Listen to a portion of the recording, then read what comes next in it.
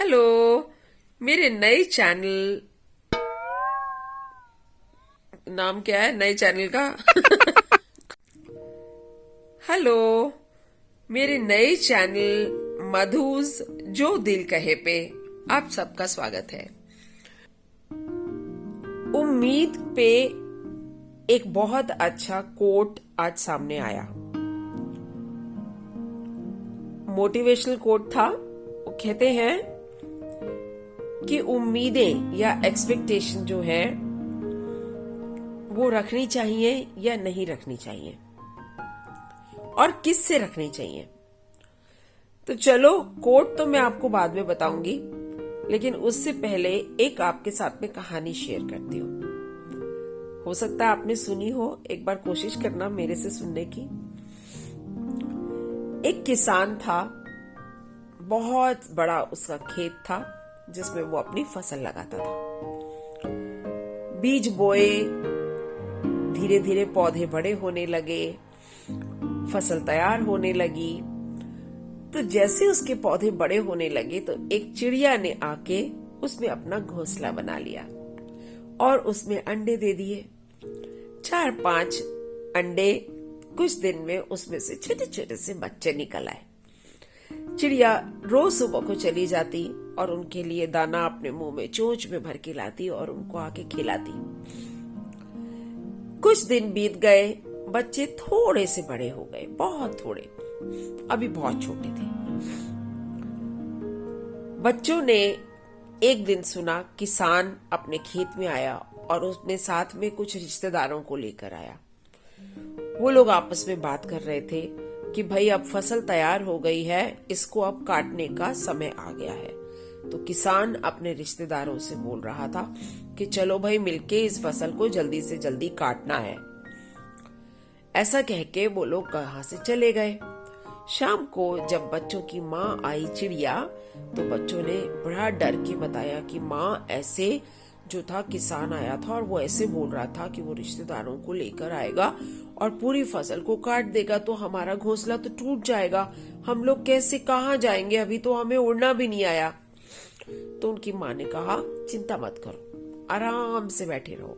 बच्चों को बड़ी हैरानी हुई कि माँ ऐसे कैसे बोल सकती है, कल को अगर घोंसला टूट गया तो हम तो मर जाएंगे।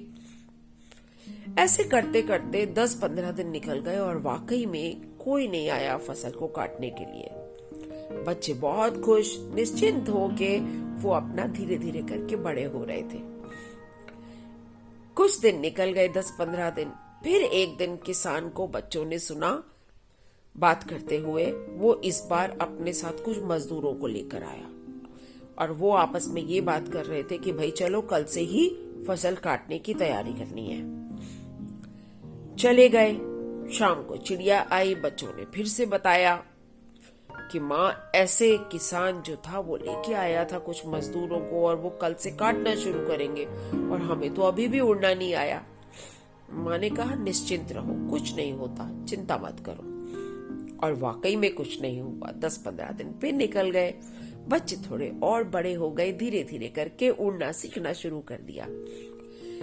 फिर किसान आया। उसने इस बार वो अपने बेटों को साथ में लाया और उसने बोला, भाई बच्चों, चलो अब कल से लेके हम अपना काम शुरू करेंगे और सारे मिलके इस फसल को काट देंगे। चले गए। शाम को चिड़िया को फिर ये न्यूज मिली। उसके बच्चों ने बताया कि भाई इस तरीके से आए थे। माँ ने कहा, चिंता मत करो, कुछ नहीं होता। 10-15 दिन फिर निकल गए और चिड़िया के बच्चे तब तक पूरी तरह से अब अपने पंख फैला के उड़ना सीख चुके थे। अब की बार बच्चों ने फिर सुना किसान को बोलते हुए। किसान कह रहा था, कोई काम नहीं आता, न रिश्तेदार, न मजदूर, न अपने सगे बेटे। अब तो मैं ही कल से लेके लगूंगा और सारी फसल को काट के तैयार कर दूंगा। शाम को बच्चों ने अपनी माँ को बताया कि माँ, ऐसे बोल रहे थे किसान। तो चिड़िया ने बोला, बच्चों, अब समय आ गया है उड़ने का, क्योंकि अब तो फसल जरूर कटेगी, तो चलो उड़ चले। और वो चुपचाप उड़ के चले गए। तो दोस्तों, क्या सीख मिलती है? इसी के साथ में वो आज का कोट जोड़ा है। क्या कोट है? उम्मीदें। उम्मीदें लगाना जरूरी है, लेकिन किससे लगाते हो?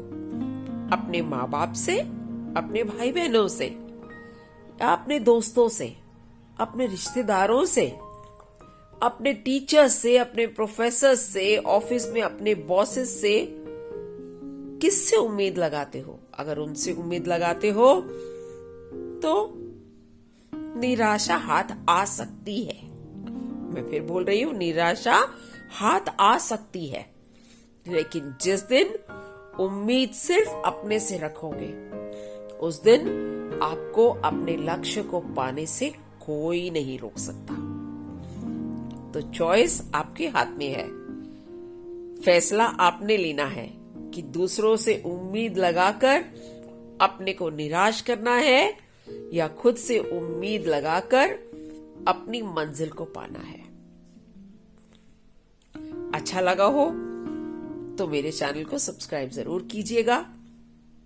मधु के साथ जुड़े रहिए। मधुस जो दिल कहे पे फिर आऊंगी। बाय।